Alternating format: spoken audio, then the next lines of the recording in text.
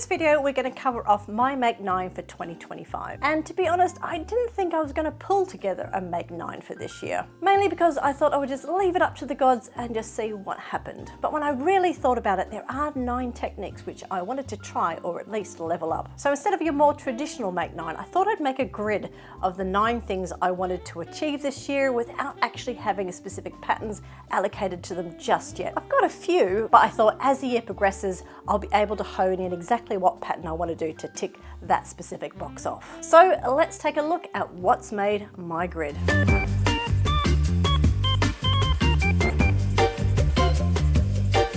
Hello and welcome back to my channel. My name is Kate and this is Ripper Seams. Now, like I mentioned, I didn't think I was going to pull together a Make 9 this year because I didn't have 9 specific patterns I was determined to make and level up my skills. But I did have 9 types of things I wanted to make, even though I may not have a pattern already designated to them. And ultimately, each of those items would either give me new skills or build on the skills I already had. So I thought if I articulated my ideas out to you, then A, I would be held accountable to do my best to try and complete them by the end of the year, but also where I have gaps in knowing that I want to make a certain type of thing, but don't yet have a pattern for, then maybe you could help me out by putting your suggestions down in the comments below. Because some of the things on my Make 9 grid I have a specific pattern for, but for other things, it's a type of thing I want to make, but I haven't really settled on a pattern yet. I've got too many ideas. I need to do a bit more investigating. So this is where you can really help. So without further ado, let's find out what made it onto my Make 9 grid for 2025. I'm excited.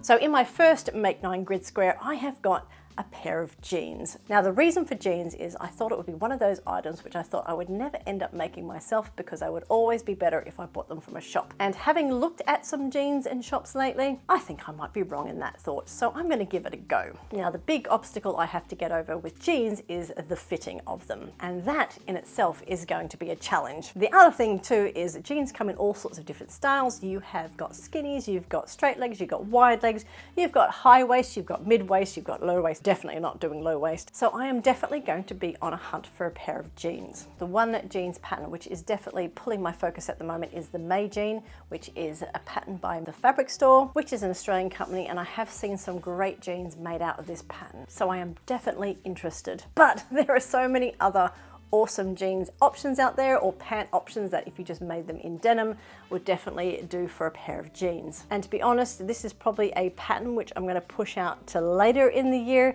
because I've really got to get my pant fitting technique down. Definitely practiced a bit more on some other pants which I'm planning. I'm looking at Pietra pants and Langston pants, which is still on my to-do list. So the plan is to get some other pants made up first, kind of hone in what type of tweaking I might need, and then we're going to get stuck into a jeans pattern. So if you have got a jeans pattern which you have made and you absolutely love and have come out really well, please do comment down below and let me know what they are, because then I can add them to my list and narrow down my choices. So when I'm ready to pounce on these, I've got a good list to choose from. So yeah, Make number 1 is a pair of jeans.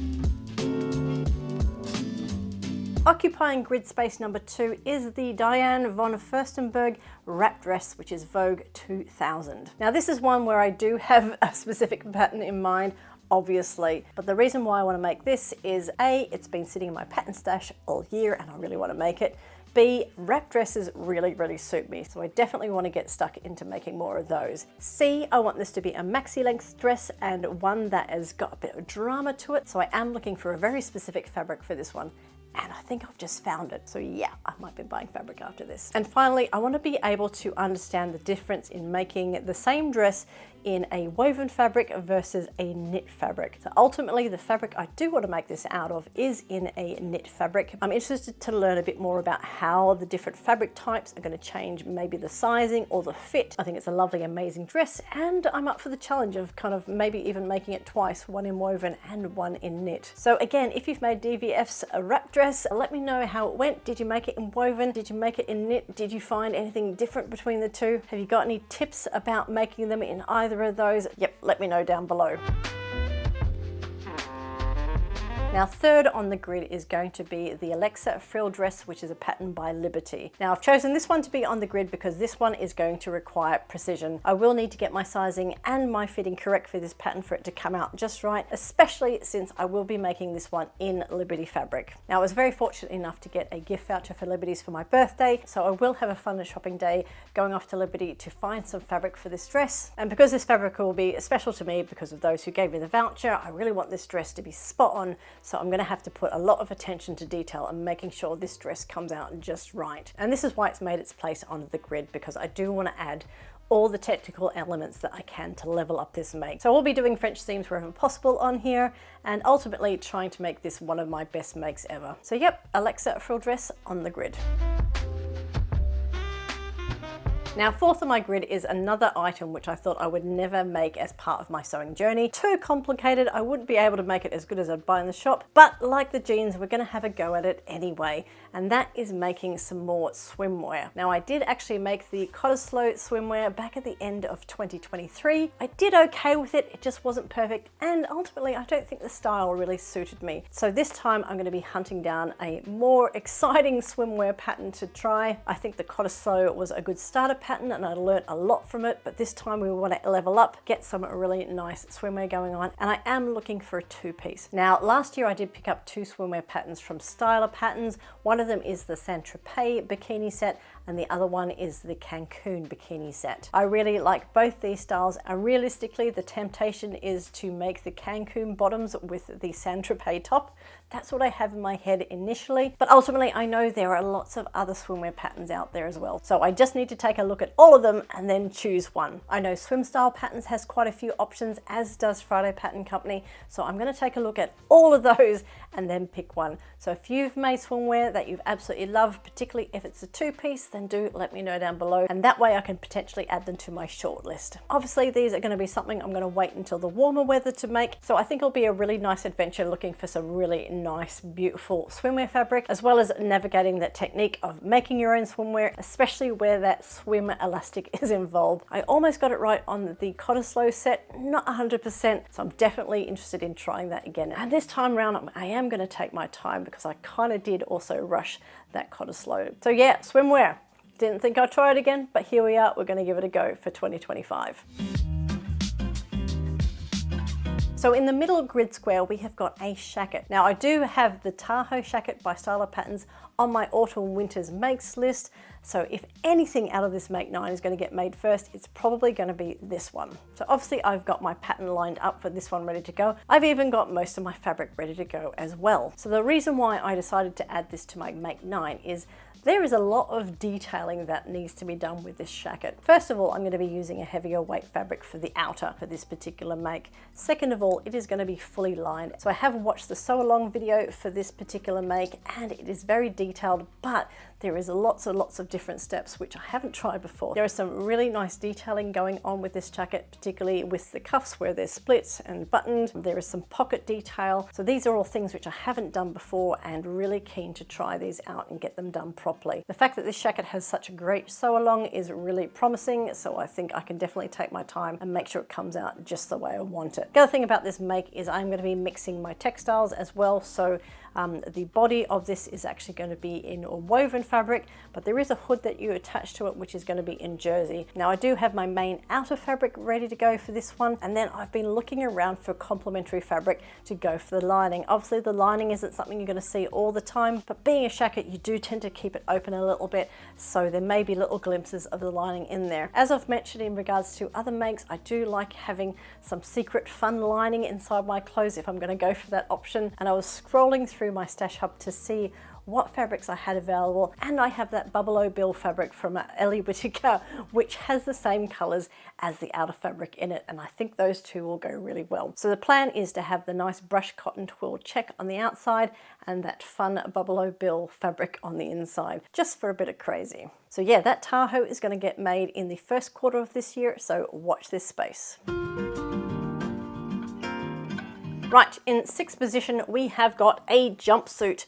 A jumpsuit of any kind, really. I love me a jumpsuit. It's almost like a wrap dress, But with pants, I don't care which one, just one that suits me, and that's the challenge, to find one that suits me. Now, the most obvious jumpsuit that springs to mind is the Zadie jumpsuit by Paper Theory. This is a pattern I already own, but I know there are heaps of other jumpsuits out there as well. The blanket jumpsuit also looks amazing, as do quite a few other ones. So I just have to sit down and see which one is going to suit my body shape. So I am on a mission to slim down this year, hoping to lose a bit of the curve around the hip area. So I probably will leave the jumpsuit a little bit later. Now, I was very fortunate that I was able to try on a Zadie jumpsuit this past weekend. One of the lovely ladies from our sewing social brought one in and I got to try it on. They had made a straight size 10 in a linen fabric and they had shortened it just a little bit, which was perfect because they are almost the same height as me. It was almost as if someone else had made a 12 for me, which was just perfect timing. So I tried it on as a size 10. The top fit perfectly, but I would need to go up a size in the hips, so I probably wouldn't need to make a size 12. And that is where the challenge of making a jumpsuit comes in. Because I am pear-shaped, this is definitely one where I'm going to have to tweak a little bit, make sure that there is a nice blend in the top versus the bottom, but also get the proportions right so everything fits as it should. What I did notice from that Zadie on the weekend was because I needed a bigger size around the hips, it was pulling the front section out of proportion a little bit, but otherwise it fit really well. So I am very aligned to making the Zadie jumpsuit, but if I can make one of the other styles of jumpsuits in 2025 as well, then I would be a happy lady. Right, occupying grid space number 7, lucky number 7, is something made out of chiffon. Now, I know this is a fabric which is really tricky to deal with, but I love clothes made out of chiffon. I just love the layering, the floatiness, the sheerness, just really elegant and feminine, having a sheer layer as part of a bigger dress, shirt, whatever. I want to make something out of chiffon. So my practicing of my French seams up until this moment has been very intentional because I do really want to make something with chiffon, and because it is transparent, you do want to hide those seams, thus French seams will be your friend. I also know that cutting out chiffon is going to be a pain in the and if you watched last week's video, you will know that cutting out fabric is my least favorite activity when it comes to sewing. So yeah, tell me exactly how much I'm looking forward to making something out of chiffon. I'm gonna love the result, I'm gonna hate the process, but I'm going in there knowing it's gonna be difficult. So I'm gonna keep my positive pants on, get through it, and hopefully get a good result. So at the moment, I have 2 patterns in mind for tackling this chiffon caper. The first one is the Caitlin dress, which is a Vicky Sews pattern. This dress is amazing, absolutely love it, but has a whole bunch of chiffon in it. So this will be a challenge in multiple ways, obviously because of the chiffon element in there, the layering with the lining, as well as the fact that I haven't made a Vicky Sews pattern yet, so that will be fun in itself. So the other pattern I flagged is the Ulla or Ulla blouse by Apolline Patterns. So this is a lovely floaty blouse which can also be adapted into a dress, which is going to look perfect with transparent chiffon sleeves, and yeah, absolutely gorgeous. Not too dissimilar to the Caitlin dress, probably a little bit simpler, but yeah, still a beautiful make. But yeah, working with chiffon, this is going to be fun, but I thought this is my 3rd year into sewing. Let's give it a go and see whether I am going to regret that decision. So, I'm gonna move my leg because it's going to sleep every single time. Now, number 8 on the grid is a little bit out of left field because again, something which I never thought I would end up doing. I thought, nope, there's absolutely no way I'm going to do this one. Nope, we're going to stick to clothes sewing and clothes sewing only. Yeah, I'm going to make a quilt top. I'm going to go a full-on king size quilt top because I want to. Now, I've had a little dabble in basic patchwork and that's been a little bit fun, but I didn't think quilting in general would be something I'd be into. Yeah, I'm kind of getting into it. I kind of really enjoy it. I kind of find the precision and the mathematics of it kind of intriguing. So yeah, I can see why people get hooked on this very easily. It is definitely not going to take over my dressmaking plans, but I would like very much to make a quilt top, ultimately turning it into a quilt. Now, I don't think I really want to make individual blocks and then add them together. The type of quilt top I want to make is one that is a little bit more modern, a little bit more geometric, not an overly complicated one, but one that really makes use of the color to kind of tell the story of the quilt. I've seen a lot of lovely modern ones. There is one which has drips, I'll put a picture here, which absolutely blows my mind. Clearly not something I'm going to start off with as my first attempt, but maybe in the future it might be one, because that is stunning. Man, the people who are doing these things, so creative, very talented. I'd like to get there one day. Now, my mum and my aunts, they do all quilting. They come up with beautiful quilts. I have multiple quilts in this house that my mother has made me, and I can tell you now, they get used so much. They are lovely and light, but so warm. They're great, and I think it'd be a lot of fun to kind of keep adding to that tradition of having these wonderful quilts. The added bonus is there is somewhere near me where I can actually have it quilted at the end of it, so I'd be very interested to see how that process works. They do charge by the size of the quilt, but I think it will be overall a really fun and interesting process, going from the pattern choice to the color selection of your fabrics, going through the process of measuring everything out and constructing the quilt top, and then ultimately going and getting that quilted, binding it, and having something to snuggle up to by the end of the year. So yeah, I'm doing my temperature blanket with my crochet this year. I'd like to end the year with a quilt as well. So yeah, let's see how that goes. So if you've made a quilt which is quite simple but quite impactful, kind of really drawing on some modern colors and shapes and so on, do let me know what patterns you've tried. I might even go for a kit if I see one. So a little bit of an unusual one sitting in my Make 9, but yeah, I want to make a quilt. So there is method to my madness for wanting to do that quilt top, because my final piece that is filling up space number 9 on the grid is the flower patchwork top by Roberts Wood. This is a stunning make, and it's going to lean into those patchwork skills really well. So I actually found Roberts Wood's patterns earlier last year. I actually got reminded of them during the So What's New podcast Christmas quiz that we did back in December, and it made me revisit that website and those patterns, and yep, I think this patchwork top is one I want to make. It's very interesting. I think there's going to be a lot of skills required here, lots of pattern pieces. Obviously, those pattern pieces are giving this top a lot of structure, and I am only going to make the blouse version first. I'm not going for the full dress.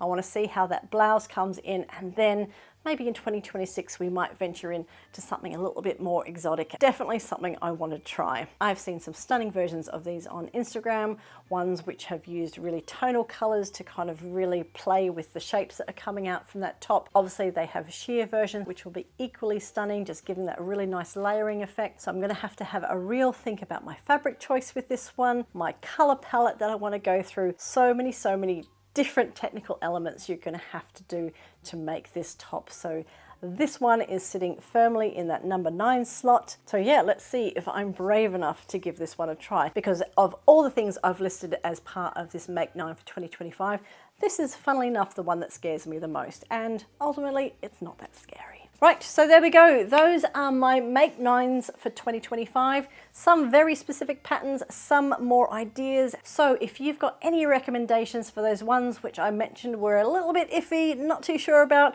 still looking for a pattern, then please do mention them down below. I really appreciate that. It will let me have a look at new patterns I hadn't considered before, and then I can start honing in those lists and start putting very specific makes into those remaining grid squares. And I will give updates on my choices and my makes as the year progresses. Obviously, I have the whole entire year to potentially make these. I'm not going to be making them in any particular order, but some of these makes are specific to seasons. I'm looking at you, swimwear. So yeah, let's see how inspired I get with my selections and see what comes off my sewing machine in 2025. So that's the end of the list. If you've enjoyed this video, then please do go give me a thumbs up down below. And whilst you're there, please consider also clicking on that subscribe button if you haven't already done so, as well as clicking on that notification bell. That way you won't miss out on any future Ripper Seams videos. Thank you so much for taking the time to hang out with me today. As always, it's been an absolute pleasure having you here. I wish you a wonderful week of sewing, and I'll see you in the next video.